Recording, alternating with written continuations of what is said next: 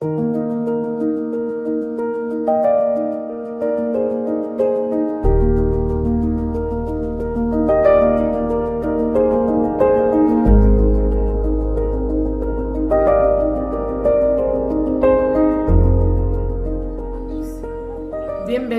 a Las Dos Caras de la Página. Soy Raquel Llorca, periodista y escritora.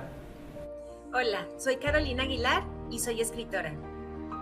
Y las dos somos Las Dos Caras de la Página. Y en este nuevo formato vais a encontrar varias cosas, varias secciones curiosas, de estas que les gusta saber a cualquier persona, aunque no sea un escritor ni un lector cotidiano. Y también haremos grandes entrevistas a personajes, autores, gente que está conectada directamente con el mundo de la editorial. Editores, correctores, ilustradores, autores, etcétera, etcétera, etcétera. ¿Verdad, Carolina?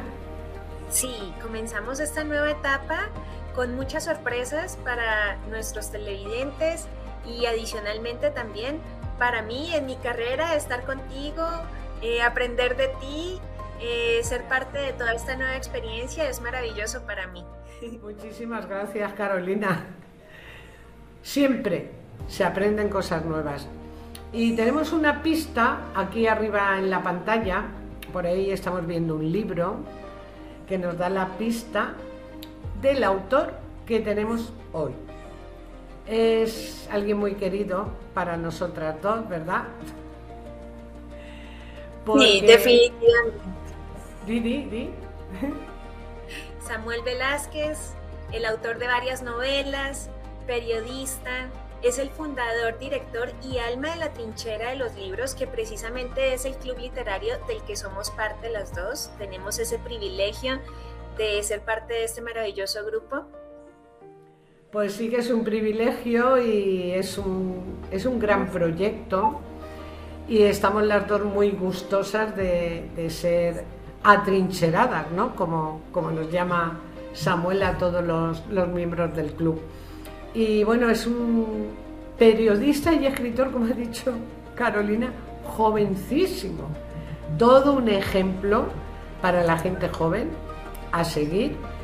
Y creo que no vamos a retrasarnos más y vamos a pasar ya. ¿Lo metemos en pantalla, Carol? ¿Ya? Sí, inmediatamente.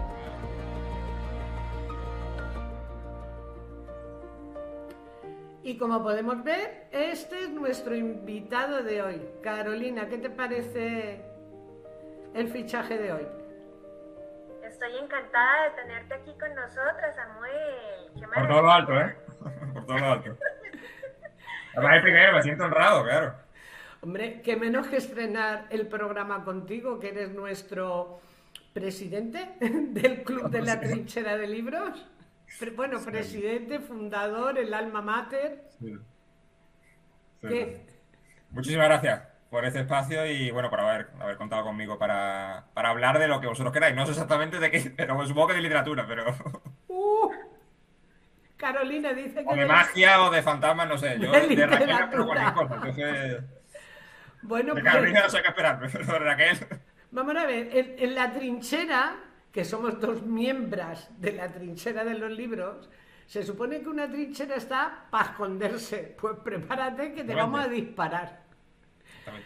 Carolina, empieza tú a disparar con las preguntas, va. No le des a matar, ¿eh? Creo que te vas a caer para atrás, Samuel. Tengo buen respaldo. Bueno, perfecto. Samuel, pues la verdad queremos saber más acerca de ti. Cuéntame, ¿qué hábito tuyo de 21 años te daría vergüenza que sepan los miembros de la trinchera? Y hábito mío. A algo que no sea literario, algo completamente tuyo, personal. ¿Qué hábito tuyo de 21 años te daría vergüenza que sepan los miembros de la trinchera? Hábito mío que no sea literario. Que te darían vergüenza. A ver, vergüenza, es que hábito como tal. Mira, hago poco deporte, me gustaría hacer más deporte. Pero no sé si eso es algo, un hábito que me daría vergüenza, pero que me daría vergüenza, no sé. O sea, es algo. Escucha, Un deporte que me falta tiempo. Pero. No sé. Yo depende de diría. qué deporte, ¿eh? ¿El qué? Que depende de qué deporte lo mismo te da vergüenza. No, no, no, deporte. No, pero me refiero, quizá hábitos literarios sí tengo más. Es que no literario. Tiene que ser no Bueno, literario. el que tú quieras, está bien. Un Vale, bueno, hábito pues que te dé leo vergüenza. menos de lo que debería. Me gusta leer, pero últimamente leo menos de lo que debería. Eso es lo que no me gusta porque al fin y al cabo es un proyecto literario donde recomendamos muchísimas obras, ¿no? Y yo a veces que cuando los compañeros vienen a recomendar obras digo, no, no me leo ninguna. Pero es porque no me falta, claro, me falta tiempo. Muchas veces para las entrevistas tampoco me da tiempo a leerme todas las obras. Algunas son más extensas, otras menos, ¿no? Pero es cierto que me falta y me gustaría tener el tiempo, ¿no? Dedicarle a cada autor, porque creo que cada autor tiene una historia muy potente detrás y se merece todo el tiempo, pero es complicado realmente abarcar todas las obras y, bueno, cuando hablan muchas veces de obras muy concretas en el grupo, hay veces que no me suenan de nada o directamente... Pero bueno, al final es una cuestión con el paso del tiempo, bueno, ir conociendo y me quedan muchas horas por leer Pero bueno, al final yo creo que va en función de tu gusto, ¿no? También, o sea que... Hay libros que directamente no me encajan y por mucho que empiece y por mucho que sea de un compañero, es imposible. La ciencia ficción la tengo un poco, digamos, prohibida en el sentido de que no suelo encajar o no suelo conectar con ese género. Luego, por ejemplo, novela negra, pues ahí sí me encuentro más. O fantasía tampoco es un género prohibido, así decirlo. Pero bueno, al final cada uno tiene su género, ¿no? Entiendo completamente, Samuel. Bueno, chévere. Y por ejemplo, en tu casa, cuando tú estás solo y no estás trabajando en la trinchera, o no estás escribiendo, o no estás lidiando pues con nosotros como autores, ¿tienes algún hábito que no sea tan bueno, que te daría vergüenza, con una comida, con un placer culpable, con alguna otra cosa? Un hábito que no sea bueno. Que a ver, yo realmente le dedico mucho tiempo tanto a la lectura cuando me da tiempo, cuando tengo tanto a la edición. O sea, al final es casi todo el día, es un proyecto que me lleva mucho tiempo, entonces al final lo dedico casi siempre a la edición o a la lectura, cuando tengo tiempo para escribir o si no para ver la televisión o algún programa. Realmente, más allá de ahí, intento hacer algo de deporte cuando tengo tiempo, pero realmente tengo muy poco, ¿no? Y más allá de ahí, bueno, pues cuestiones a lo mejor que tenga que hacer yo qué sé, de trabajo, también colaboro para un periódico, ¿no? Pues al final, entre todo, o estoy fuera, cuando estoy fuera tengo que hacer cosas para el periódico, cuando estoy dentro en casa prácticamente orientado todo, ¿no? Al canal y poco más. Y si tengo tiempo libre, pues quizá me dedico un poco a mí, pero no son cosas quizá que me den vergüenza, o sea, realmente cosas normales, ¿no? No hago nada fuera de lo normal. De acuerdo, Bien, entiendo completamente. ahora te disparo yo, ¿vale? Venga, dispara tú, Raquel. Me ha dado Bueno, miedo, Carolina, me ha dado miedo. ¿qué, Es muy qué- juicioso. qué- qué me decías? ¿Que si me ha dado miedo qué? No, que me ha dado miedo Carolina. Pregunta, digo, Pues aquí la bruja soy yo, me quita el sí, sí, puesto. no, ya veo, ya veo. Vamos a ver, a mí lo que me interesa saber es el ADN de escritor. ¿Eres el único escritor en la familia?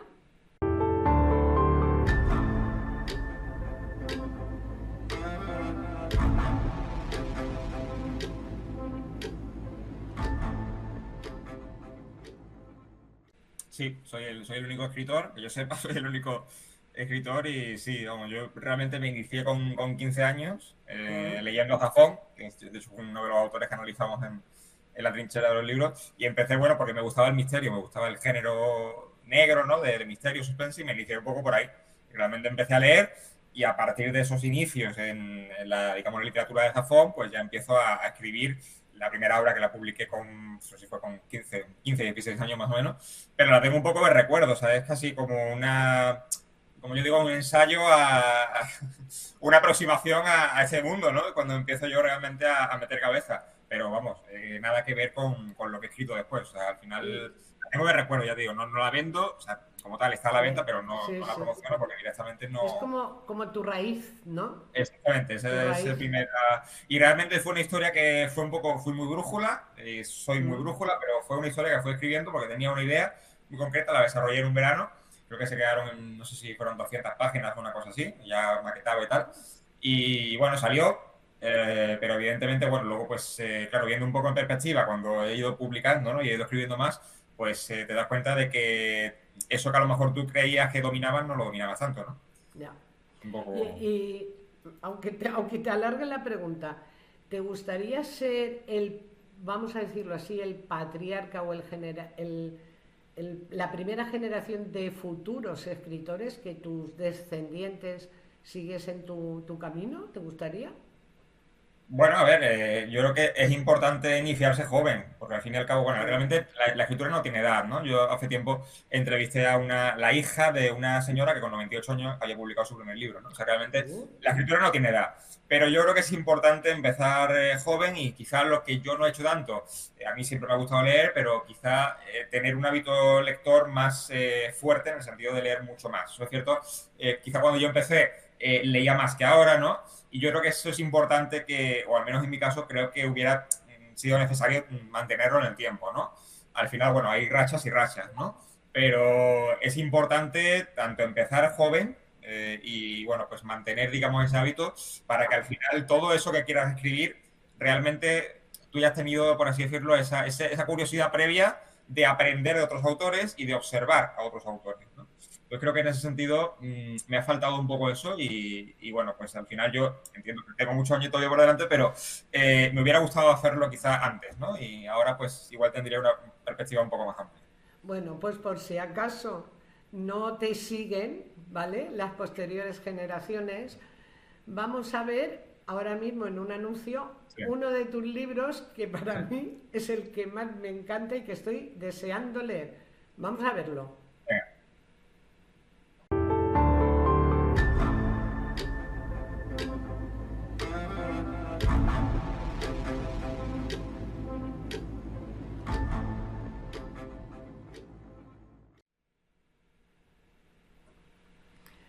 Bueno, pues el libro es este que vemos aquí en pantalla, ahora estamos juntos los tres, que es la ecuación que resuelve el enigma. Como ahora le toca preguntar a Carolina, le dejo que te haga un par de preguntitas y luego ya te Venga, ataco yo con el libro. muy ¿Vale? bien. Venga, Carol, dispara dispara, dispara. desde esta trinchera de dentro de la trinchera. Sí, sí, sí, sí. Bueno, Samuel, tú estás muy joven, pero Sí. cuéntame desde qué edad empezaste a escribir y por qué. Bueno, eso es lo que he comentado un poco. Realmente con 15 empiezo a leer a Zafón y empiezo a escribir, pues más o menos con esa edad. Digamos en el verano, creo que fue, no sé si fue 2021 o cosas así, más o menos por ahí, es cuando yo empiezo a escribir la primera obra y la publiqué, creo que fue en octubre o algo así. Fue cuando empiezo a escribir. No sé si te referías exactamente a la tercera o en general. En general, En ¿cuándo general, empezaste? vale. Bueno, yo ¿Qué empiezo hizo que... con esa primera obra y luego posteriormente ya es que empiezo a escribir la segunda, que es una novela histórica. La segunda la empiezo a escribir en el año 2024 y también en verano porque fue un hecho histórico el que, digamos, el desencadenante de la historia, ¿no? Que fue la toma de Kabul, de la capital de Afganistán, por los talibanes, después de 20 años de presencia de Estados Unidos, ¿no? Y después del 11S, ¿no? Después de la intervención que hubo en Estados Unidos tras el atentado del 11S, bueno, pues esos 20 años de presencia internacional, digamos, acabaron con la toma, la reconquista de Kabul por parte de los talibanes. Y me sorprendieron muchísimo esas imágenes, ¿no? En televisión, recuerdo ese día, en agosto, y bueno, pues quise empezar a investigar. Yo sabía que era un tema muy complicado, porque, bueno, no es que no haya información, pero al final, bueno, pues es un tema bélico que requiere mucho contexto histórico, ¿no? Y requiere mucha documentación y sobre todo mucha paciencia. Y bueno, yo decidí retarme. Yo diría que la segunda novela, la de Max, fue un reto personal que asumí y bueno, en esa época la inteligencia artificial no estaba tan desarrollada como está ahora, entonces realmente no sabía, y si había algo, no sabía que existía. Por lo tanto, fue un poco, quizá ahora hubiera sido más fácil escribirla, ¿no? Porque ahora recurres a la IA y buscas recursos rápidamente. En aquella época era buscar aquella época, hace realmente 2 años, ¿no? Pero bueno, era buscar en hemerotecas, ¿no? Que al final fue una fuente fundamental para buscar noticias, la hemeroteca del país y la hemeroteca del mundo, y yo buscando por ahí todo, ¿no? Y luego, bueno, pues información que iba encontrando, pero realmente fue un reto que bueno, por supuesto siempre con margen de mejora, pero me gustó mucho cómo quedó y bueno, es una historia sobre todo muy humana, de un soldado que deja toda su vida y toda su familia para irse a combatir a Afganistán. Y luego, claro, cuando llega a Afganistán, después de esos 20 años que está, resulta que cuando vuelve a casa se encuentra en una situación que no esperaba. Entonces ahí tiene que iniciarse otro trama que la editorial en un primer momento me recomendó, digamos, cortar, pero no tenía sentido porque se iba a quedar desequilibrado, ¿no? En cuanto al número de páginas. Pero al final decidimos publicarla, digamos, pues fueron 700 páginas, una locura. Pero bueno, es una novela que combina, por una parte, lo que sería novela histórica, en la primera parte, gran parte de la novela, y luego, pues, un poco de novela negra. Que yo quería meter ahí un poco la novela negra como fuera, porque es muy fuerte y quería meterla. Pero realmente, cuando él vuelve a Estados Unidos, a su casa, se encuentra en esa situación complicada y, bueno, pues tiene que iniciarse ese otro viaje, ¿no? Y, bueno, la verdad es que la disfruté mucho. Fue una novela muy bonita, pero incluso con esa segunda obra me faltaba todavía cierto recorrido que luego quizá con la tercera ya tenía, ¿no? Entonces, esta tercera es un poco la que al final se ve un poquito más de desarrollo, quizá más madurez, ¿no? A lo mejor. Ok, wow, es muy interesante. Mira ya cómo hablas como si fueras mucho mayor para tu edad, con toda la experiencia que tienes al escribir y todo lo que has desarrollado de historia con tus libros, me parece increíble. ¿Y hay algún hecho o alguna situación que te haya marcado por el que empezaste a escribir por primera vez, que tú, digamos, cómo fue ese momento mágico en el que tú dijiste, wow, yo no sabía que yo podía escribir y mira todo lo que he escrito? Sí, realmente no hay ningún hecho concreto, o sea, fue realmente pues, una acumulación de historias que me habían llamado la atención, la necesidad de crear algo también, ¿no? Al final, yo creo que cuando leemos a un autor, acabamos fijándonos en su pluma y si realmente tenemos esa vena creativa, al final nos acabamos fijando y acabamos estudiando y analizando al autor, ¿no? En mi caso, bueno, pues yo intentaba ya escribir algo, pero no como novela, sino simplemente como pequeños relatos a lo mejor, o mitorrelatos, cosas así. Pero realmente lo que es una novela no empieza pues hasta eso, hasta la primera novela que empiezo a escribir. Y bueno, pues a partir de ahí pues ya como que le cogí el gusto y ya pues fui escribiendo otras historias, ¿no? Que todas las que he ido publicando.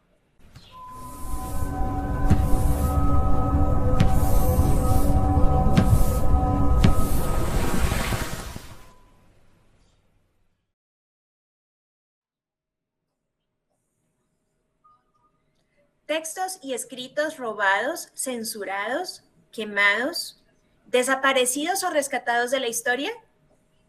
Virgilio y la hoguera esquivada de la Eneida. El poeta romano más grande pasó los últimos 11 años de su vida escribiendo la Eneida. En su lecho de muerte, sintió que la obra no era perfecta y que tenía demasiados errores de métrica. Desesperado, exigió que quemaran el rollo del manuscrito. Todo cambió cuando el mismísimo emperador Augusto intervino directamente. Prohibió que se tocara el manuscrito y ordenó a los secretarios de Virgilio que lo publicaran haciendo la menor cantidad de cambios posible. Salvó el poema fundacional del Imperio Romano contra los deseos de su creador.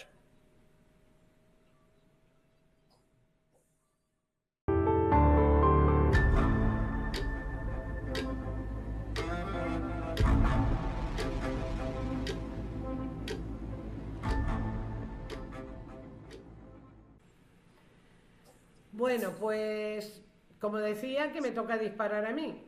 Así que prepárate. Y, como acabamos de ver el anuncio de tu libro, yo voy a ir por ahí. Mira, en tu libro, La ecuación que resuelve el enigma, nos sumergimos en las realidades paralelas. ¿Crees que en realidad existen mundos o dimensiones paralelas? Pero tú, convencido tú. No lo creo, realmente no lo creo porque me cuesta, quizá porque yo creo que el ser humano realmente no es capaz de imaginar eso, ¿no? Entonces, quizás es capaz de imaginarlo en un plano ficticio, ¿no? Pero poder imaginar una realidad paralela me faltan elementos para poder creérmelo, ¿no?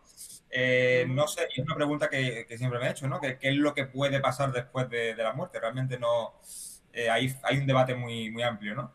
Pero sí creo, y eso, bueno, pues ha habido experiencia ahí, compañeros incluso de la trinchera de los libros que han experimentado fenómenos paranormales. Eso sí, bueno, pues quizás es algo que es complicado de explicar, pero como no lo he vivido, me cuesta entender cómo se produce y qué es lo que se siente, ¿no? Quizás si lo hubiera presenciado, pues me resultaría más fácil.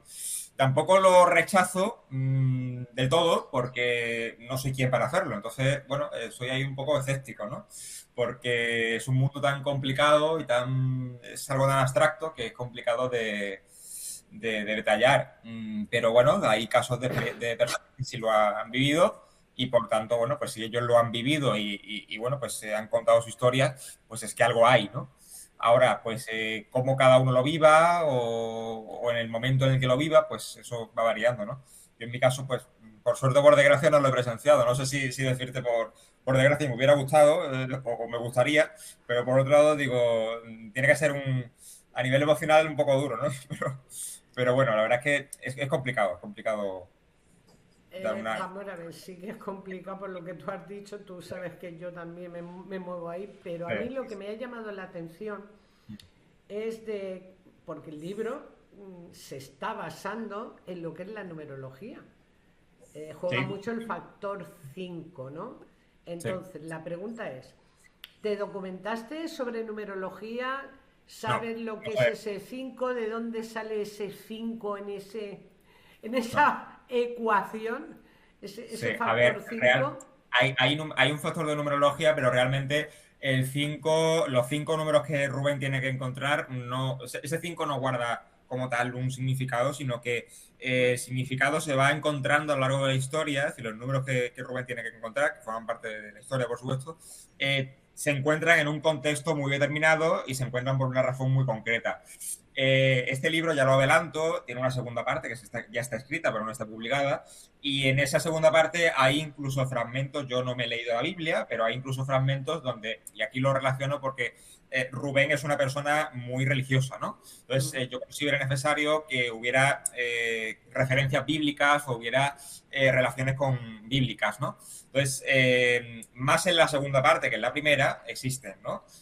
Pero realmente no estudié la numerología porque para mí en el sentido de la obra no era relevante el número 5, era simplemente, bueno, pues son los 5 números que Rubén tiene que encontrar.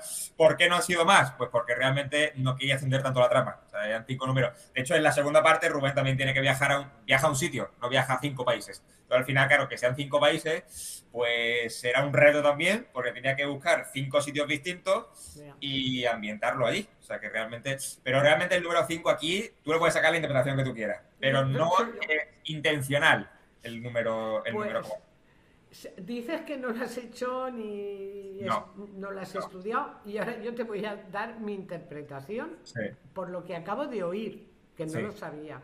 Venga. Fíjate que dices que Rubén tiene mucha relación, que es cristiano, religioso, etcétera, etcétera. El número 5... Y científico.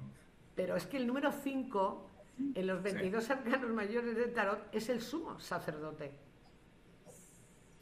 ¿Vale? El sumo sacerdote de un altar de magia, de una religión o de cualquier cosa. Entonces creo que sin tú quererlo saberlo, tienes una gran intuición y creo que no eres consciente de ella, pero bueno. Sí, hay muchos símbolos. De hecho, al inicio de cada capítulo meto el símbolo delta. Delta significa transformación, cambio. Y de hecho, a lo largo de toda la novela hay una transformación radical, que la transformación de Rubén empieza en la primera obra, pero continúa, yo diría que es mucho más, se manifiesta mucho más en la continuación, ¿no? Se acentúa ahí porque le van a pasar una serie de cosas en esa segunda parte que lo hacen cambiar radicalmente. Claro, en la segunda parte el cambio es más radical. En la primera es un cambio más paulatino, es decir, hay una transformación del personaje, pero es un cambio mucho más, no es tan fuerte, ¿no? Como en la segunda parte, que podría ser más, quizá más radical, ¿no? O más... irrumpe, digamos, hay ciertas personas que aparecen, que él no se espera. Pero bueno, en la primera parte hay una evolución, no hay involución, hay evolución. Él aprende cosas que no sabía y bueno, pues aprende a lidiar con ciertas circunstancias. Porque al final, yo siempre digo que este libro es un conflicto intelectual entre dos personajes muy inteligentes, pero ambos utilizan la inteligencia con fines diferentes. Al final, Rubén es una persona que utiliza su inteligencia para hacer el bien, y Sharev es el antagonista, utiliza su inteligencia para hacer el mal, ¿no? Y aquí pongo también de manifiesto, bueno, pues una reflexión sobre un tema que al final, pues, siempre está ahí en el debate, ¿no? Que son las religiones.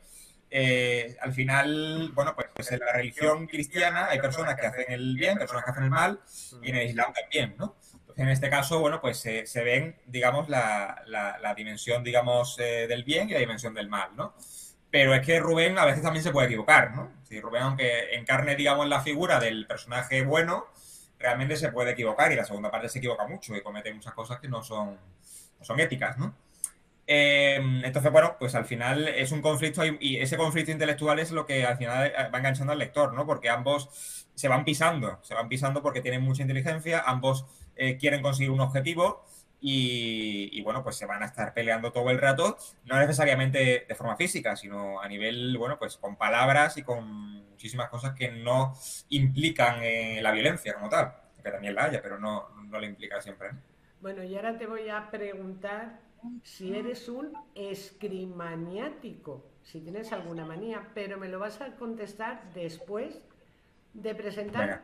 una sección de este programa.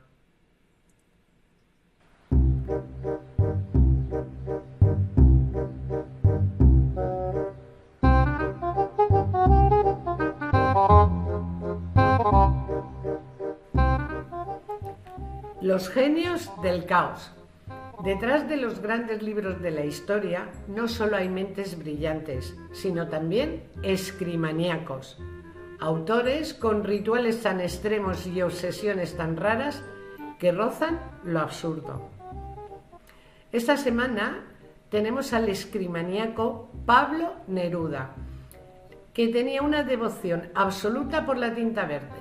La manía del poeta chileno es que rechazaba por completo los bolígrafos comunes de cualquier color y sobre todo las máquinas de escribir tradicionales para sus composiciones poéticas. Únicamente escribía a mano utilizando un bolígrafo de tinta de color verde. La explicación que daba Neruda era que el color verde no era un capricho estético, sino el color de la esperanza, de la naturaleza y el único estímulo visual capaz de conectar su mente con el mar y la tierra de su infancia.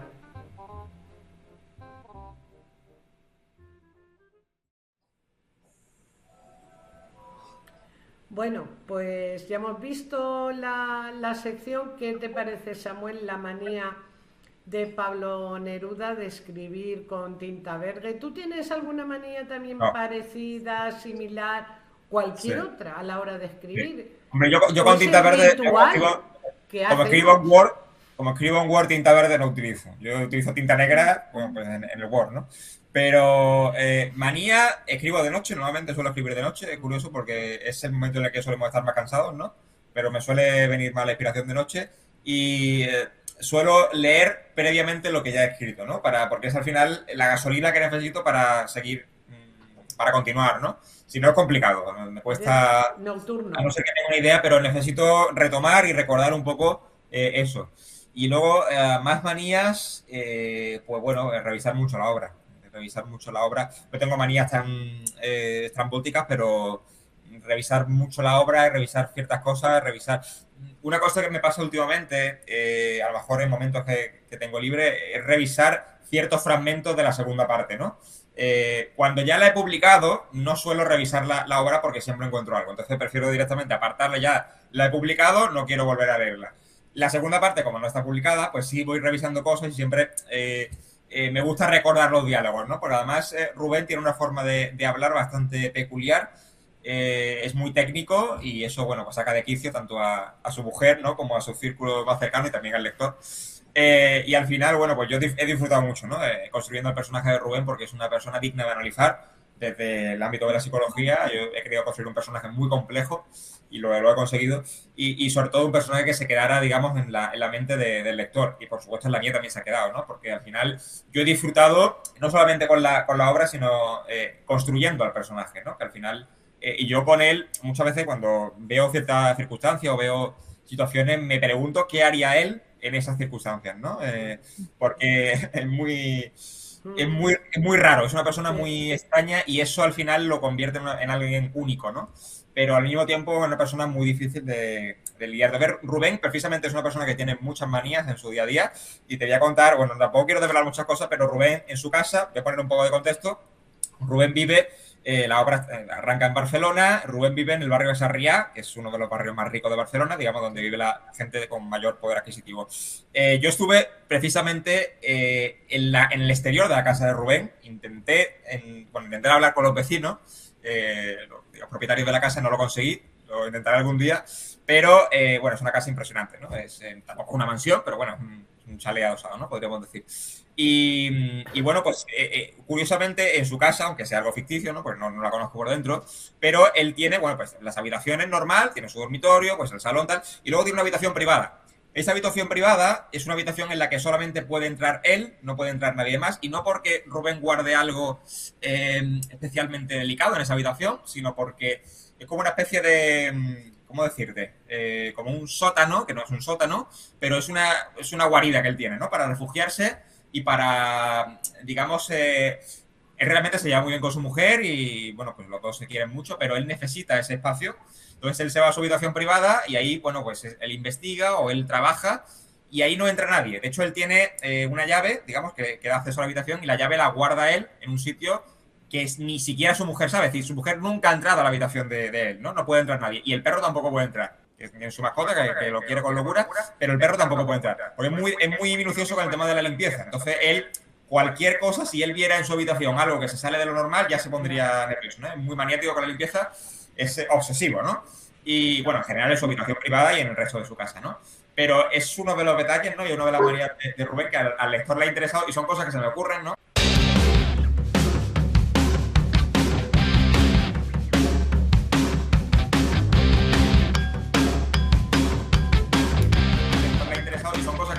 ¿no? Pero eso no puede ser una manía tuya reflejada, ¿no?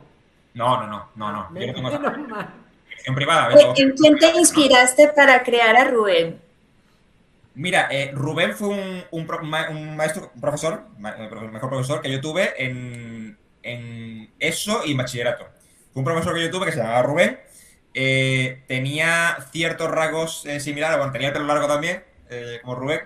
Y era una persona muy peculiar en el trato, ¿no? Era una persona bastante peculiar en clase, bueno, pues hablaba de una forma también muy técnica, tenía ciertos comportamientos que se alejaban de lo normal, ¿no? Entonces a mí eso ya me resultó curioso, ¿no? Porque además había siempre en clase, ¿no?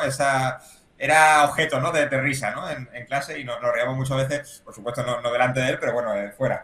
Y bueno, pues al final yo creo que de ahí copié, digamos, la base del personaje, ¿no? Y luego, pues, el resto han sido cosas que yo me he ido inventando, por supuesto, y pues Rubén es catedrático, él da clases, es científico, y bueno, pues él da clases en la universidad, y lo que pasa es que, bueno, él tiene un modo también es muy maniático, bueno, es que si me pusiera a decir manías de él, lo acabaríamos, ¿no? Pero, por ejemplo, él en clase, nadie puede entrar un minuto más tarde.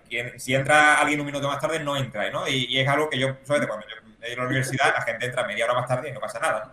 Pero con Rubén no se puede entrar tarde. Rubén es una persona puntual y es una persona que quien entra tarde ya directamente se queda fuera toda la clase, ¿no? Entonces es muy maniático y eso al final pues es un atractivo también, ¿no? Entonces al final yo quería, como te he dicho, construir un personaje complejo y sobre todo muy bien trabajado, ¿no? Y al final es lo que la editorial también me destacó, el director de la editorial Carlos Torres, que al final pues le sorprendió el personaje porque es que es tan complejo de entender en su día a día, y sobre todo la gente me preguntaba cómo se puede lidiar con Rubén, cómo su mujer puede aguantarlo, ¿no? Y cómo alguien puede estar con Rubén. Bueno, pues al final el amor lo hace posible, ¿no? Y al final los dos se quieren mucho, pero realmente su mujer ya está acostumbrada a que Rubén pues tenga esas manías, a que esté en su habitación privada, ¿no?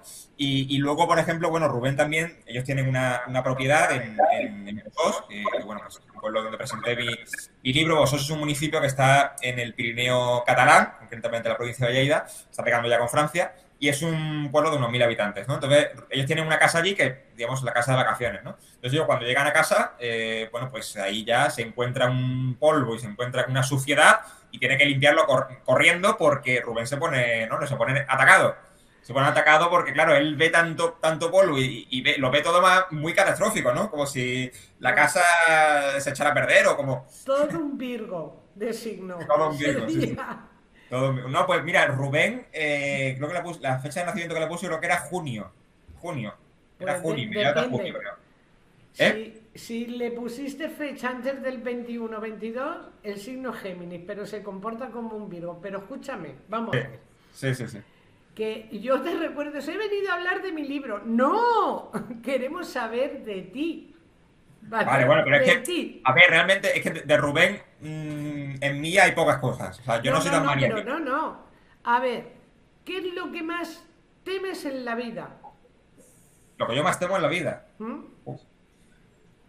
Tener un accidente cuando salga de mi casa y no poder seguir contando historias. Yo creo que sería algo realmente dramático, ¿no? O sea, no poder seguir escribiendo ni poder seguir creando historias. Yo creo que sería...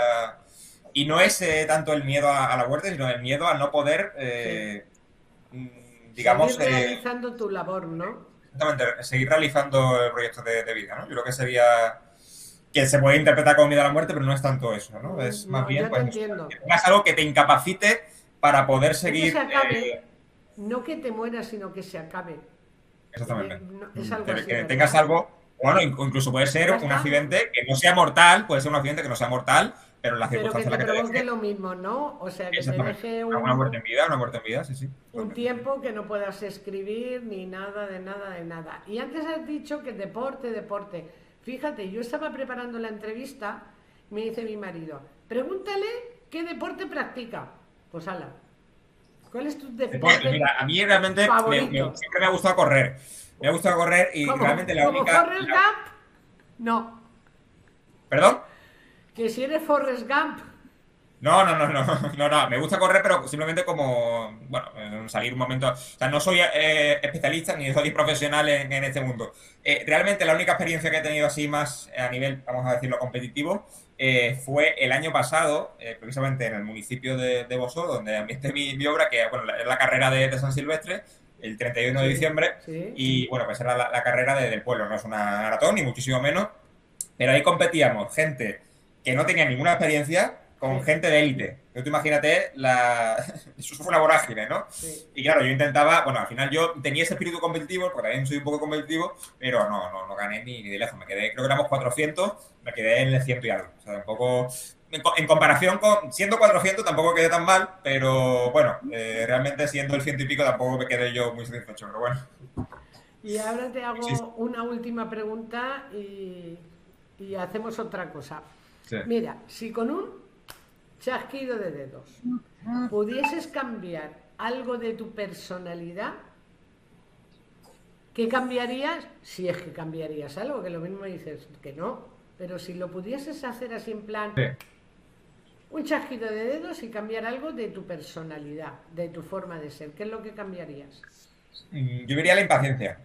La impaciencia. Porque es un defecto bastante... Y además lo veo mucho en mi día a día. Yo creo que al final está determinado también por la forma en la que vamos en la vida. Yo creo que no me pasa a mí solamente, pero la impaciencia y la falta de proyección quizá de las cosas, ¿no? Porque quizá veo las cosas muy desde el presente o desde el cortoplacismo, ¿no? Y creo que es peligroso. Entonces, me cuesta ver las cosas a largo plazo. Sin embargo, también hay que tomar decisiones a largo plazo, ¿no? Y en ese sentido, bueno, pues soy un poco contradictorio en ese sentido porque, bueno, pues tomo decisiones importantes que al final me van a influir en el largo plazo, pero al mismo tiempo quiero ver, digamos, los beneficios de esa decisión en el corto plazo, ¿no? Al mismo tiempo. Entonces, bueno... es complicado y sobre todo, pues mira, en el proyecto de la trinchera es también complicado porque al fin y al cabo tú tienes que pensar también en hacia dónde quieres que evolucionen las cosas, ¿no? No en lo que va a pasar mañana. Yo puedo intuir lo que va a pasar mañana, pero lo que va a pasar dentro de un año no lo sé. Entonces, bueno, esa incertidumbre de no saber lo que va a pasar dentro de un año, pues es complicada para ciertas personas, ¿no? Entonces yo eso sí, con ese lo cambiaría porque es algo realmente complicado. Yo lo de la paciencia lo entiendo porque yo decidí currármelo comprándome un puzzle de 10.000 piezas. Y fíjate que cuando llego a casa digo, bueno, monto el canto. Y cuando me di cuenta estaba amaneciendo. Y te juro que hice uno de 10.000, otro de 8.000 y me funcionó. Porque es verdad lo que dices, que es muy importante cuando tienes... un proyectazo como tienes tú, que es la trinchera de los libros, que ahí tienes que manejar 300 cosas a la vez. Aparte de tu profesión, eres periodista, aparte de escribir. Sí. Pues como no tengas paciencia para estructurarlo No. todo, es un caos. Y es algo que yo muchas veces, fíjate que lo comento además a algunas personas que entran y es muy curioso porque me preguntan, me hacen una pregunta además se repite muchas veces, ¿no? ¿Qué voy a obtener yo, no? Claro, ¿qué voy a obtener yo como si esto fuera, ¿no? Claro, digo, bueno, esto es un proyecto cultural, ojo, aquí hay 120 personas. Si yo tuviera que darte a ti algo en específico, nada más que entras, eso sería, vamos, no tengo tantos recursos. Entonces, realmente, y al final va un poco influenciado por ese cortoplacismo, ¿no? Es decir, voy a entrar en este proyecto y quiero algo ya, ¿no? Porque si no, considero que no merece la pena. ¿No? Habla cadabra, pata de cabra, ¿No? ¿no? Pero yo lo entiendo porque esa pregunta, quizás si yo estuviera desde la otra parte, me pasaría también, ¿no? Entonces es curioso y yo intento, evidentemente, pues al final explicar que, bueno, que al final es un proyecto que es a largo plazo, que nosotros estamos en un proyecto en construcción, que llevamos de septiembre del 25, pero es que todavía estamos construyendo el proyecto. Y hay cosas que todavía no están. Entonces, realmente, siempre estamos avanzando. Pero nadie te dice qué voy a obtener y yo voy a poner esto. Exactamente. La pregunta que yo tendría que hacer es ¿qué vas a aportar tú? ¿Qué vas a aportar tú? Sí, esa es la pregunta que yo tendría que hacer. Claro, es que yo exijo, pero ¿de verdad estoy dispuesta? ¿He entrado aquí para dar yo algo? Porque si no he entrado a dar algo, ¿cómo me permito el lujo de nada más decir buenas tardes o buenos días y empezar a exigir? Pero bueno... Sí, pero es que hay personas, ¿no? La vida es así. Tenemos la varita mágica y en cuanto tú entras, es como, yo qué sé, es como un buffet, ¿no? Que tú pagas el buffet, entras y tú puedes consumir todo lo que quieras de forma ilimitada, ¿no? O sea, esto es... Lo del buffet me gusta mucho.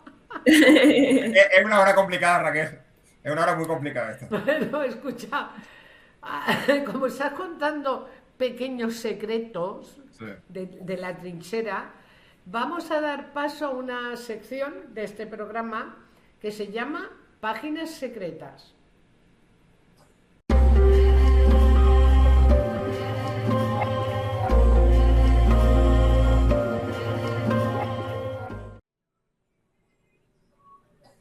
Las rarezas y curiosidades literarias en la historia que quizás no sepas.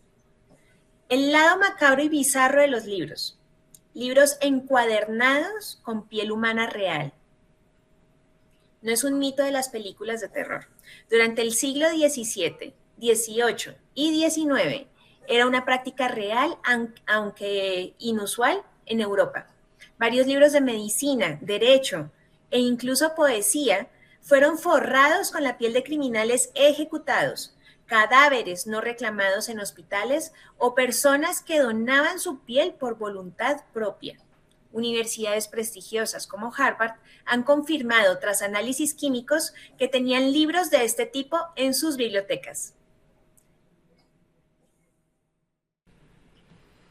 Bueno, como has visto, Samuel, no eres el único que tienes un pelín de secretos. Carolina está muy callada. Dispárale a este hombre, sonrójalo, venga, a ver si lo sonrojas con alguna pregunta, va. Bueno, Samuel, tú estás muy joven, eres un escritor, tienes un proyecto tan importante, tan grande en tus manos, pero cuando tú estás en casa con tu familia, ¿sigues siendo el escritor o eres el niño que no tiende su cama, que no organiza su cuarto? ¿Cómo eres tú con tu familia? Bueno, realmente yo soy escritor siempre. Y soy, ¿cómo decirlo? Creativo siempre. Desorganizado, a veces soy desorganizado, ¿no? Porque yo soy brújula. Entonces, como soy escritor brújula, realmente no tengo una planificación concreta de las cosas y voy un poco improvisando. Fíjate, en relación con la pregunta que hacías antes, me gusta mucho saber las cosas, tener poca incertidumbre, pero al mismo tiempo soy muy de improvisar, ¿no? Es una contradicción. Pero sí, bueno, al final siempre soy muy creativo y bueno, digamos, siempre estoy pensando, ¿no? Yo creo que es algo que los escritores siempre tenemos, ¿no? Esa cosa de siempre estar pensando, entonces siempre con la gente que me rodea, pues al final siempre, cualquier cosa que me dicen, siempre es motivo de formar parte de un diálogo, de una novela, ¿no? Entonces al final siempre cualquier cosa puede formar, y de hecho, bueno, muchas veces me ha pasado, ¿no? Que las he metido, digamos, en diálogos o las he metido o simplemente han sido desencadenantes para una trama, ¿no? O sea, al final intento observar mucho, ¿no? A ciertas personas y no solamente físicamente, sino muchas veces a nivel virtual también, ¿no? Cosas que puedan pasar o intento observar porque al final a través de la observación también me inspiro, ¿no? Por así decirlo. Entiendo perfectamente. Y por ejemplo, ¿no has tenido algún inconveniente por estar completamente con tu atención en tus proyectos, con tu familia? ¿Cómo resuelves No. esos temas familiares? A ver, inconveniente no, porque al final las personas tienen que respetar que tú tienes tu espacio, tú tienes tu proyecto, tienes tus cosas. Entonces, al final, cada persona tiene pues un nivel, digamos, de implicación mayor o menor, digamos, Yo creo que los escritores tenemos, quizá, o al menos en mi caso, ¿no? Quizá somos personas más independientes, ¿no? Y eso, pues es cierto bueno, pues al final hay momentos, hay días, ¿no? En los que tú puedes estar o puedes tener más ganas de estar rodeado de gente y días en los que no, ¿no? Eso depende, pues, no tanto a nivel por tu día o que hayas tenido un día fácil o difícil, sino porque, bueno, pues a lo mejor ese día, pues dices, oye, pues tengo una idea que quiero desarrollar o algo en lo que necesito centrarme y necesito, pues, tener la tranquilidad de ese día, ¿no? De decir, pues, este día voy a estar aquí y ya está, ¿no? Luego, pues puede haber otro día en el que pues, directamente no escribes nada, ¿no? O no estás... hay viajes a lo mejor que he tenido, son los menos, ¿no? En los que no he hecho nada, ¿no? Es complicado porque siempre suelo hacer algo todos los días, pero me ha pasado, sobre todo quizás en Navidad, o épocas más complicadas, ¿no? Pero es cierto que al final, y yo creo que es importante respetar también los tiempos de los demás y entender que no todo el mundo requiere el mismo tiempo que tú. Y bueno, pues al final cada persona tiene su forma de organizarse y su forma de, bueno, pues al final dedicar el tiempo, ¿no? A los demás. Y a lo mejor, bueno, pues igual que a una persona le dediquen 20 o 30 minutos, quizá para una persona que a lo mejor sea incluso más independiente, pues ya es como dedicarle 2 horas, ¿no? O dedicar 3 horas, ¿no? Al final el tiempo, la percepción del tiempo también es muy subjetiva, ¿no? Entiendo. O sea, por ejemplo, en tus fechas especiales, familiares, Sí. ¿sí compartes con ellos o has visto como Sí. algunos momentos donde no puedes compartir con ellos por todas las obligaciones que tienes, por todas tus No, mira, actividades? yo realmente la Navidad tengo una percepción, me gusta celebrarla, pero de un modo diferente. Yo realmente en Navidades intento salir de lo tradicional. Yo creo que nos han educado en la cultura de que, bueno, llegan las Navidades, de que hay que, bueno, pues reunirse con ciertas personas, tal. Yo rompo siempre con eso, ¿no? Porque al final no es creo que no es sano tampoco, ¿no? Obligarnos bueno, pues a seguir unos determinados patrones que nos han impuesto desde siempre, ¿no? De que tienes que celebrar tal fecha y si no celebras esa fecha, ¿qué pasa, no? Claro. Entonces, al final, y la cultura del regalo, ¿no? La cultura del regalo, sobre todo el regalo material, ¿no? Siempre pasa lo mismo, ¿no? Tienes que Sí, llegar a la Navidad y tienes que regalar siempre, ¿no? Y si no regalas, pues ya quedas mal, ¿no? Entonces, eso yo creo que es importante dar una vuelta. Y yo creo que hacer cosas en la vida por inercia, sin pararnos a reflexionar y sin tener ese espíritu crítico, ¿no? Yo creo que yo parto de la base de que, bueno, pues al final las Navidades son una época más. Es una época, bueno, pues sí, es una época para compartir, pero cada persona tiene una forma de compartir diferente, ¿no? Entonces, al final, bueno, pues quizá a lo mejor yo, por ejemplo, y además el año pasado ya lo probé, yo quise el año pasado tener una Navidad, digamos, de retiro absoluto, ¿no? Y es algo que me gustaría aplicar cada año, ¿no? Es decir, tener, digamos, una visión más independiente de la Navidad, no una visión tan comunitaria, ¿no? Porque al fin y al cabo, todo lo que tú haces en Navidad lo puedes hacer el resto del año perfectamente, ¿no? Entonces, al final, creo que y al final eso es un problema que viene, pues por eso, porque nos han educado en eso, ¿no? Que al final llega esta fecha, tiene que hacer esto, ¿no? Llega, por ejemplo, ahora tenemos el día de San Juan, ¿no? Y llega el día de San Juan y tienes que ir a la hoguera de San Juan, ¿no? O llega, yo qué sé, la feria y tienes que ir a la feria, ¿no? Llega el verano y tienes que ir de vacaciones, ¿no? Entonces, bueno, eso yo creo que conmigo no va, porque al final cada persona, bueno, pues tiene una forma de ver las cosas diferentes, ¿no? Y al final todos son respetables. Y oye, pues quien se quiere ir de vacaciones en verano, perfecto, y quien no quiera celebrar la Navidad, perfecto, ¿no? Pero creo que hay un término medio también, ¿no? Samuel, Entiendo. antes, vamos, ya nos queda muy poquito Sí. para ir terminando. Te voy a hacer una pregunta, pero me la vas a contestar, ya te voy a decir cuándo. Mira, Vale. si tú pudieras revivir a un autor clásico para invitarlo a cenar, pero a cambio de revivirlo, tuvieras que borrar de la existencia una de tus novelas, ¿a quién traerías y qué libro sacrificarías? Pero...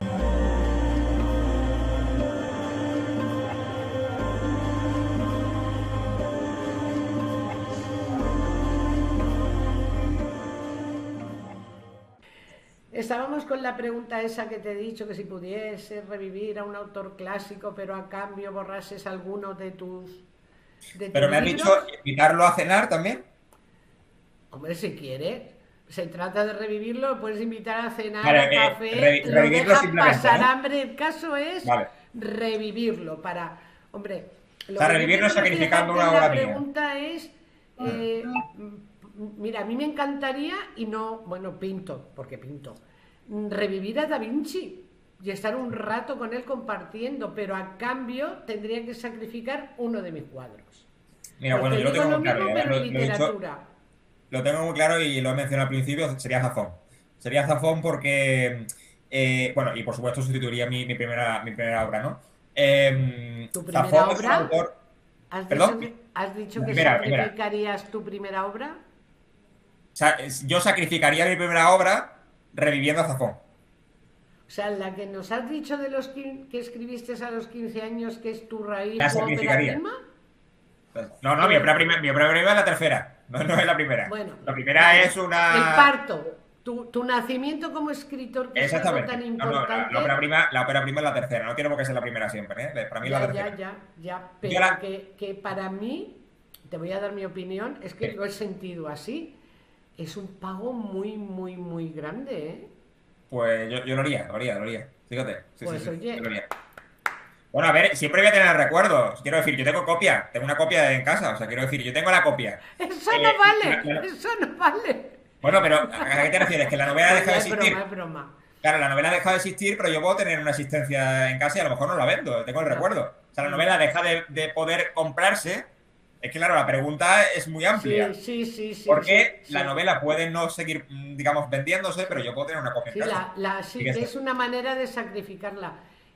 Pues sacrificaría la primera ¿qué es lo y primero reviviría. ¿qué es lo primero que hablarías con él? Pues mira, me gustaría preguntarle, ya que él amaba tanto Barcelona y además ha sido casi un personaje dentro de mi tercera obra, ¿cómo ve la situación actualmente en Barcelona? ¿Y qué echa de menos él actualmente? Porque si él caminara por el barrio gótico, que yo he ido muchas veces por el barrio gótico, ¿qué le gustaría ver ahora?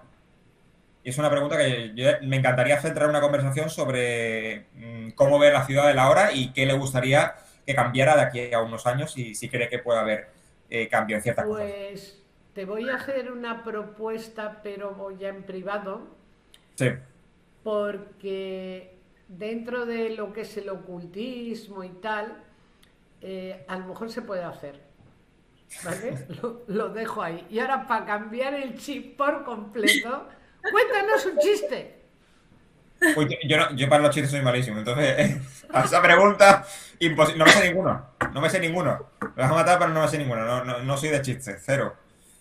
No sé ninguno. Bueno, pues nada, nos quedamos sin reírnos. Sin chiste. Pues O lo vale. cuentas tú y nos reímos el resto, pero yo chistes no conozco ninguno. Bueno, lo Vale. conozco, pero que me lo hayan contado. Yo memorizar un chiste, no, eso, porque no tengo la capacidad o el arte para poder contarlo. Entonces prefiero no memorizar o no saber, porque si no tengo la capacidad o no tengo el arte, eso es un arte. ¿Se tiene o Pues no te se voy a tiene? cambiar la pregunta. Ya que no me has contado el chiste, te cambio la pregunta.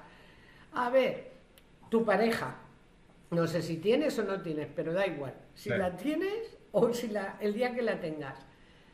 Tipo de ropa íntima que te suele a ti atraer en la pareja. Toma ya, esta no te la esperabas. Ni yo tampoco. ¡Ah!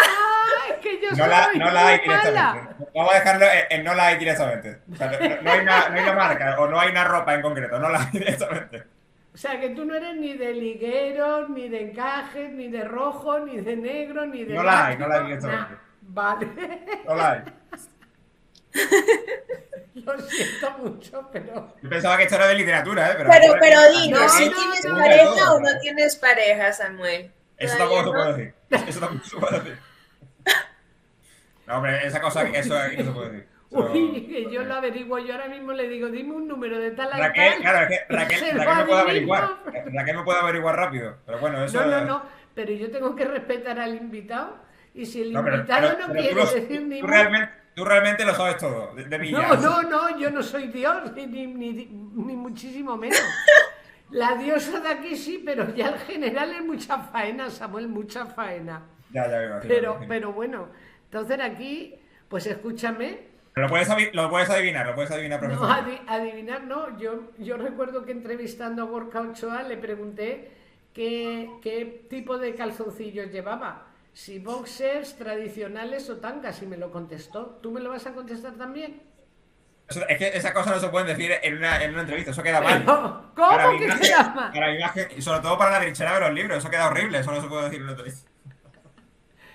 Si lo Eso para mismo, la trinchera de los libros, por favor, que nadie de atraes la a más trinchera de los libros vea eso. escritores eróticos a la trinchera, que Sí, hay también, bueno, pero poquito. ellos son los que ¿Quién tienen que sabe? responder. Yo, como no soy escritor erótico, eso no lo puedo, eso, el escritor erótico es que tiene que responderlo. Bueno, Carolina, ¿quieres hacerle alguna loquísima última pregunta que no te la va a contestar? Pero tú hazla a ver si cuela. Bueno, ¿tienes mucho pudor con tu vida personal, Samuel, por alguna experiencia en específico? Pudor ¿Te pasó con mi algo? vida personal. Bueno, mira, yo creo que realmente las cosas personales tenemos que cuidar. O sea, creo que, bueno, al menos yo cuando veo en televisión, ¿no? O veo en televisión o en vídeo ciertas cosas, ¿no? O incluso en programas concretos, digo, esto creo que no es... porque al final todos tenemos una parte personal. Entonces, compartir la privacidad de una forma tan abierta, bueno, depende supongo de la persona, ¿no? Pero hay cosas que yo creo que, bueno, directamente sobran, ¿no? Entonces, bueno, creo que va un poco dentro de la personalidad de cada uno, pero bueno, quizás en una esfera privada pues es diferente, ¿no? Cuando tú estás en algo que es público, que va a haber mucha gente, que a lo mejor realmente su interés es otro, ¿no? Si tú has ido a un programa para algo en concreto que vaya relacionado con tu esfera personal, pues ahí sí lo puedo entender. Pero si es algo totalmente diferente, quizá el interés del público no es ese. Entonces, al final, quizá responde más a una curiosidad o a un morbo que realmente no, pues bueno, no es el objeto, digamos, ¿Y por del qué, contenido en sí, ¿no? y por qué no lo consideramos, ah, Eh, como periodistas, Sí. por qué no lo consideramos una manera de, aunque no se conteste la pregunta, Mm. pero la pregunta atrevida te permite crear como un ambiente como más de fusión con el Sí. invitado, más íntimo, aunque no se conteste, más divertido. Sí, a ver, evidentemente no, por supuesto, y ameniza mucho más las cosas. Pero creo que al final, no, y aparte, y sobre todo, bueno, el programa de Broncano, ¿no? Eso se ha visto un montón de veces. Y bueno, ya cuando Custodio fue a la revuelta, Hombre, vamos, las preguntas que hace Broncano, yo no las hubiera respondido en directo y en prime time, para viendo millones de personas el programa, ¿no? Pero eso depende de cada persona, ¿no? así Yo no es. sería un buen invitado para la revuelta, no sería un buen invitado. pues Pero bueno, creo que simplemente hay cosas que bueno, pues se deben quedar, digamos, en un plano más privado, que no quiere decir que no se puedan compartir, sino que digamos, en algo público o digamos, en un programa o en algo que vaya a ver muchísima gente no es necesario, ¿no? O sea, quiero decir, a lo mejor pues en una conversación sí se puede compartir o son cosas que se pueden compartir, pero quizá en un ámbito más cerrado, ¿no? Por así decirlo. O al menos la Ok. percepción que yo tengo. bueno, pues mirar ¿Y hay aquí. algún, perdón, y hay alguna cosa, algún aspecto de tu vida personal que sí estarías dispuesto a contarnos en este momento que no nos hayas dicho? ¿Aspecto personal en qué sentido? Aspecto personal puede ser Algo muchas de tu cosas. vida personal, de ti como persona. Lo que está detrás de todas tus obras, de toda la creación que estás haciendo con la trinchera, de todo tu trabajo como periodista. ¿Hay algún aspecto en tu vida personal que quisieras compartirnos aquí que no te molestaría en decirnos? Que no Pues sepamos, mira, ¿el qué? que no sepamos. Sí. Exacto. Mira, yo, aunque no lo parezca, tengo muy mal carácter. Tengo muy mal carácter y hay gente, no voy a decir nombres, gente que ha estado en la trinchera de los libros o que sigue, no voy a decir tampoco, no voy a dar ninguna orientación, que me ha sacado mi mal carácter, ¿no? Porque es un proyecto en el que hay que lidiar con mucha gente diferente y hay veces que, bueno, me pasa en mi día a día con personas interesadas que a lo mejor están interesados en formar parte del proyecto y me pasa muchas veces, ¿no? Que a lo mejor tienes quizá yo sea demasiado formal, ¿no? Pero quizás tú tienes una conversación con esa persona y lo que esperas mínimo a cambio es que te responda, ¿no? O sea, que te haga, tú le has dedicado un tiempo a explicarle, digamos, una serie de condiciones del proyecto a una persona y lo que esperas a cambio es que te dé una respuesta, ¿no? Que una persona no tenga la deferencia de cuando tú le has dedicado un tiempo de tu vida, pueden ser 10, 20 minutos, media hora incluso llegaba a estar, con Raquel estuve 45 minutos, creo, 40 minutos, no sé cuánto fue. Que tú tengas esa deferencia y que la otra persona no se digne ni siquiera responderte, primero, que es una falta de respeto, y segundo, a mí me saca de quicio, ¿no? Eso me saca de quicio porque yo le he dedicado un tiempo a esa persona, que bueno, que igual yo tengo siempre un documento con toda la información que lo puedo enviar y mucho más fácil para mí, porque me ahorro tiempo, me ahorro saliva y me ahorro muchas cosas. Pero me gusta ser cercano con las personas, me gusta contarle a la persona cómo hacemos las cosas de viva voz, ¿no? Porque yo creo que es mucho más, es una conexión más cercana que si te mando un documento para que tú te lo leas y te buscas la vida, ¿no? Entonces, mi forma de trabajar es esa. Entonces, cuando una persona no tiene la deferencia de responderte o de, bueno, siquiera probar el proyecto, ¿no? Hay mucha gente que me dice bueno, que yo siempre lo digo, es que no vas a perder nada, pruebas. Si no te gusta, puedes salir.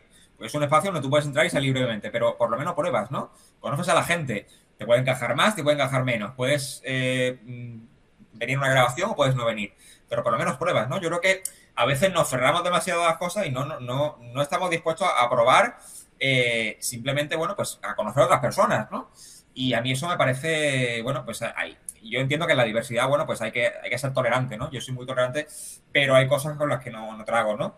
Y bueno, pues es que tampoco quiero dar nombres, ¿no? Pero me han pasado cosas de este tipo y me suelen pasar todas las semanas, ¿no? Y es un proyecto en el que también hay enemigos, en el sentido, tienes que ganarte a los enemigos, ¿no? Para poder ganarte amigos, tienes que ganarte a los enemigos. Y enemigos van a pasar un montón y sé que seguirán pasando. Hay gente que realmente, bueno, me ha pasado de todo, gente que me ha insultado directamente y luego me ha bloqueado, gente que, yo qué sé, pues ha salido de muy mal modo, me ha pasado de todo. Entonces eso realmente yo ya lo asumo como algo normal porque, bueno, pues forma parte de esto y hay que tratar con gente imbécil en todos lados. Pero, por otro lado, dices, bueno, pues esta gente, no sé, en su esfera, si yo estuviera hablando con esa persona, digamos, por aquí, o fuera, digamos, algo personal, haría lo mismo, ¿no? O sea, la pantalla, digamos, que cambia tu respuesta. Bueno, pues yo intento ser igual detrás de la pantalla que enfrente, ¿no? Entonces, bueno, mi filosofía y, bueno, pues al final es mi forma de ver las cosas, ¿no?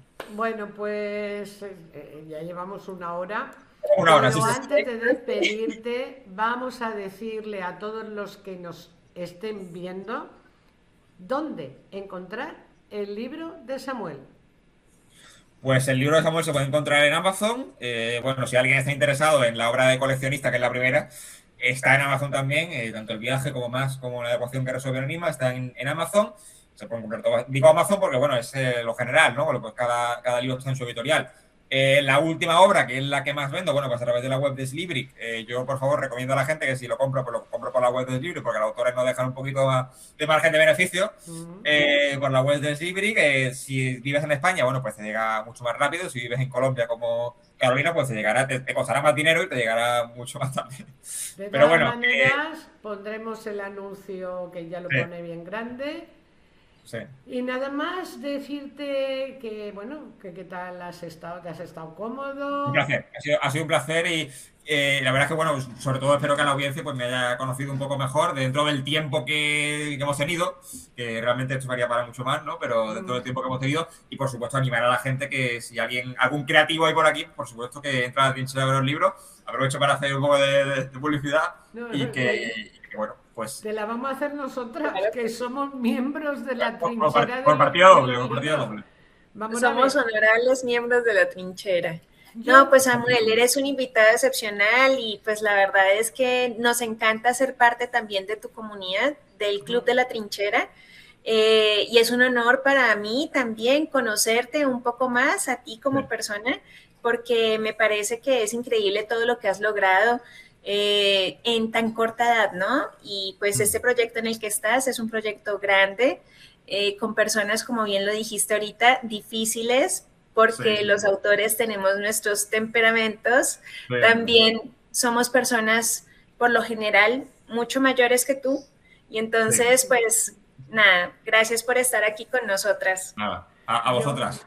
Yo te dije que yo que soy su mayor pesadilla. Sí. Sí. Una pesadilla diaria, No, ya el día que hablamos esa hora por teléfono dije, bueno, digo, el garbanzo negro ha entrado. Sí, sí, sí, Sí, sí, sí, ¿verdad, Samuel, que fue sí, sí, sí, así? totalmente. No, yo creo que fueron, no, una hora no llegó, no sé si fueron 45 minutos o algo así, más o Vale, menos. pues vamos a ver.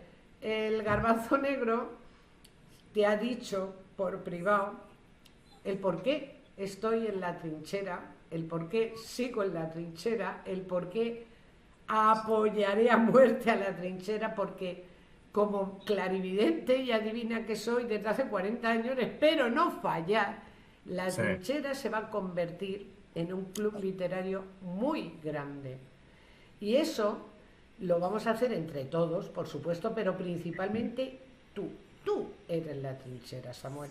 Bueno, en eso, ¿Tú ese llevas es el reto, eso? ese es el reto y ojalá, ojalá sea así porque sería el Que, éxito, pues, que rotundo, ¿no? llevamos a Yo, apoyar. sí, hombre, Sí, evidentemente, aquí eso ya lo sé. la Eso ya lo sé, pero sería, avanzadilla sería un éxito voluntaria. Además, rotundo. tú eres mi nieto adoptivo. Porque por la edad que tienes, yo tengo una nieta de 20, tú 21, pues mira. Y es Así mi que hijo yo, adoptivo. Pero mira, eso sí, sería, cuando tú me has dicho, el éxito no solamente sería para mí, sino sería para todos, porque realmente al exacto. final eso repercutiría en todos muy positivamente, porque, mira, yo una cosa, además, el otro día estaba pensando, digo, ¿cómo sería? Porque creo que salió en el grupo de charla la conversación o algo así, o algo que se mencionó, un congreso de la trinchera de los libros, o sea, eso sería algo fascinante, ¿no? Y hoy le preguntaba precisamente a ChatGPT cuánto costaría organizar un congreso, y me ponía como mínimo 1.500 euros, ¿no? O sea, Sí, pero imagínate lo que nosotros pero necesitaríamos escucha, para escucha, organizar un escucha. congreso. Sería fascinante, ¿no? Hay claves y hay trucos. Yo organizo muchos congresos nacionales de astrología, de tal.